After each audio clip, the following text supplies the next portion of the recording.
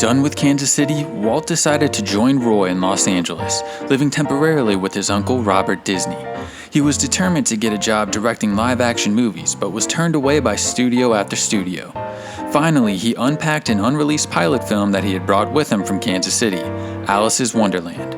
It was a comedy short in which a live-action girl, played by preschooler Virginia Davis, interacted with a fully animated world.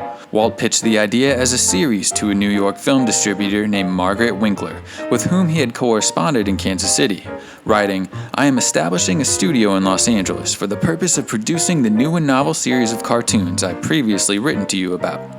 To his delight, he received a telegram in reply that said in part, "We'll pay $1,500 each negative, immediately on delivery." Walt took the telegram to Roy and asked his big brother to join his new venture. Roy checked out of a Veterans Administration ward the next day, October 16, 1923. On that date, the brothers signed a contract agreeing to supply 6 Alice comedies to Winkler for $1,500 each.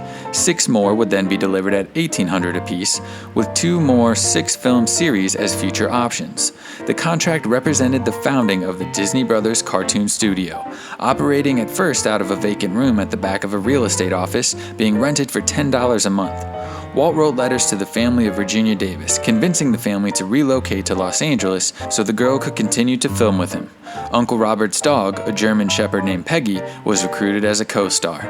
The brothers then rented a vacant lot on Hollywood Boulevard, 3 blocks away from the real estate office, to be their live-action production facility. As Davis recalled, curious children from the neighborhood would act as playmates or extras in the live-action story, and Walt would pay them each 50 cents.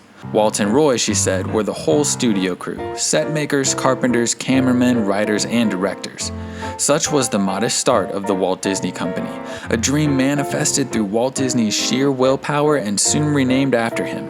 The Walt Disney Studio from 1926 to 1929, then Walt Disney Productions from 1929 to 1986, and finally the Walt Disney Company.